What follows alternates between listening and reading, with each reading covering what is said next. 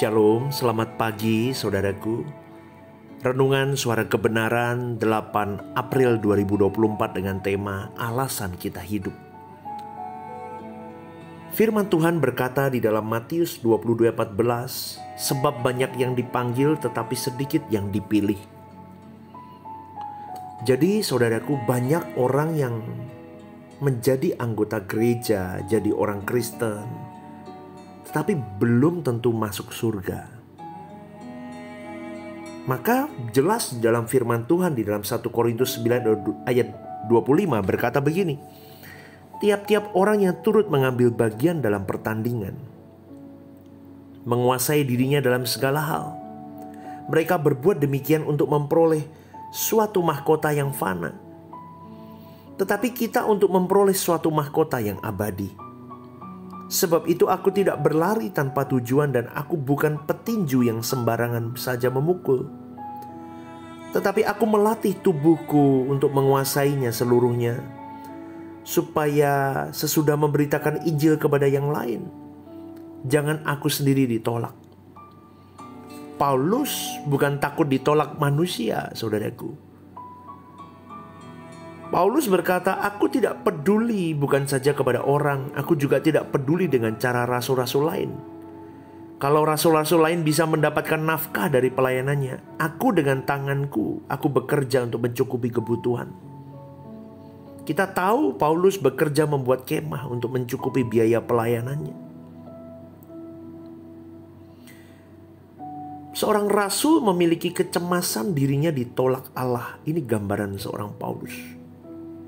Maka Paulus melatih dirinya. Dia melatih tubuhnya.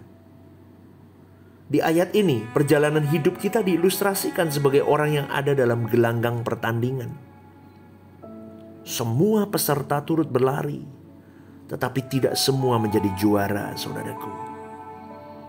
Hal ini memberikan semacam alarm bagi kita semua, supaya kita jangan anggap sepele persoalan diterima dan ditolak oleh Allah. Sebab banyak orang yang tidak peduli dengan hal ini. Karena banyaknya persoalan hidup yang harus digumuli oleh manusia. Banyaknya kebutuhan-kebutuhan yang mendesak mereka, yang akhirnya mereka menggeliat, mereka melakukan berbagai rutinitas aktivitas, sehingga mereka tidak lagi fokus terhadap pentingnya hidup kekal mereka. Padahal justru kehidupan kekal itulah yang terpenting dan mestinya menjadi satu-satunya tujuan mereka hidup. Tetapi sudah tidak lagi, saudaraku. Seperti Paulus mengatakan, aku bukan pelari yang tidak tahu tujuan. Aku berlari dengan tujuan. Bukan petinju yang sembarangan saja memukul.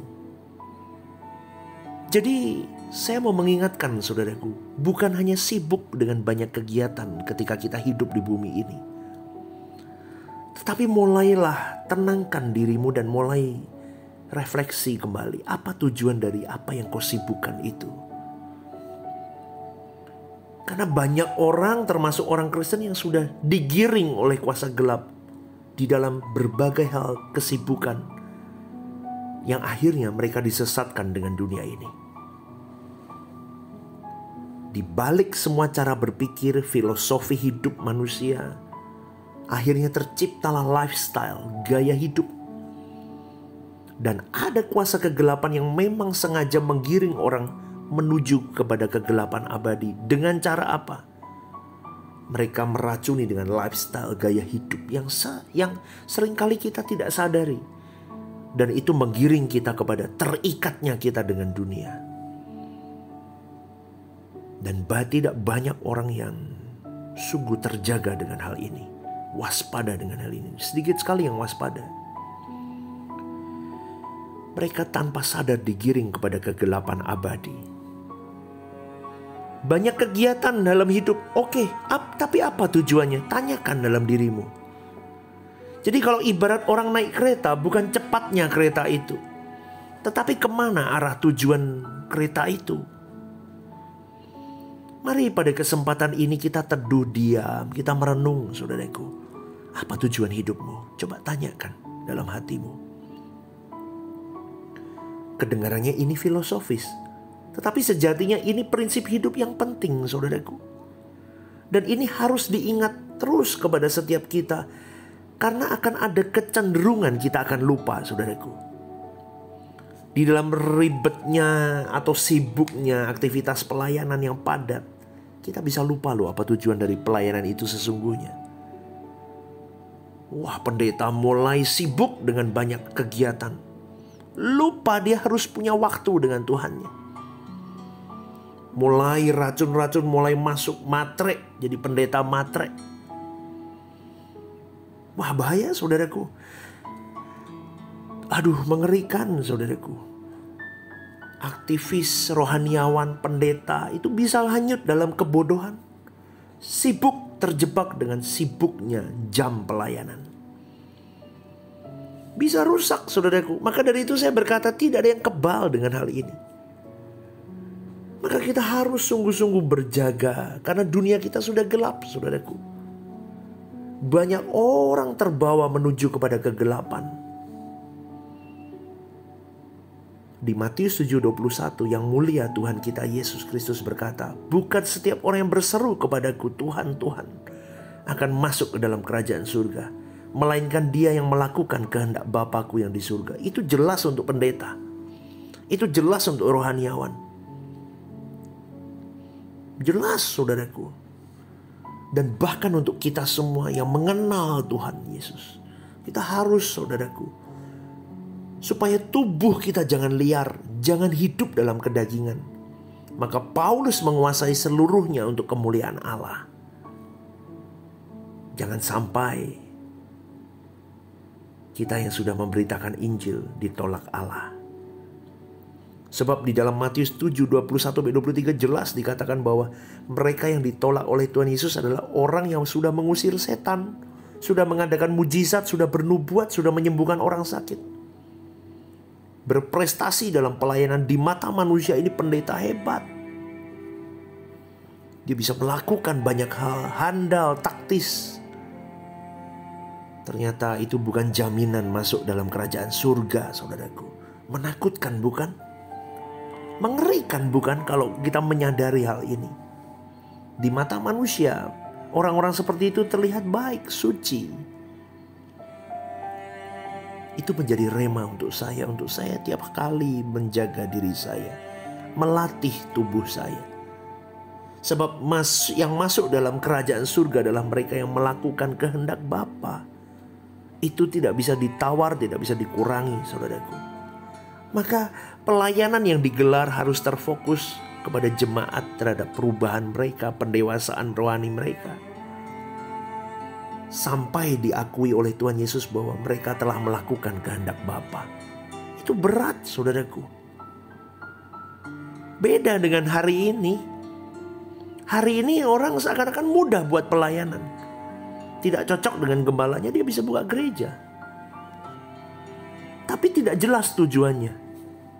Bukankah tujuannya harus mengubah manusia itu sampai memuaskan perasaan Bapa? Dalam artinya, sampai mengalami pendewasaan yang rohani, pendewasaan rohani. Jadi saudaraku yang dikasihi oleh Tuhan, kita harus mulai mengerti akan hal ini. Jadi kalau ada dosa sekecil apapun harus kita akui. Kita berjuang untuk tidak melakukannya lagi, sekecil apapun kesalahan itu. Dan harus di dalam ketekunan menit ke menit, bukan hanya dari hari ke hari, namun dari menit ke menit, karena setiap menit kita bisa buat salah. Sampai kadang kita frustasi karena masih aja salah. Masih saja kita jatuh, masih saja kita gagal. Kalau orang mengalami kondisi seperti itu, berarti prosesnya berjalan baik. Dia sadar di mana titik salahnya. Saya berkata ini jujur, saudaraku. Banyak dari kita yang masih belum waspada dengan hidup kita sendiri. Maka lebih dari semua prestasi dalam hidup ini, melakukan kehendak Bapa adalah prestasi tertinggi dalam kehidupan. Pertanyaan bagi kita semua, sudahkah kita melakukan kehendak Bapa?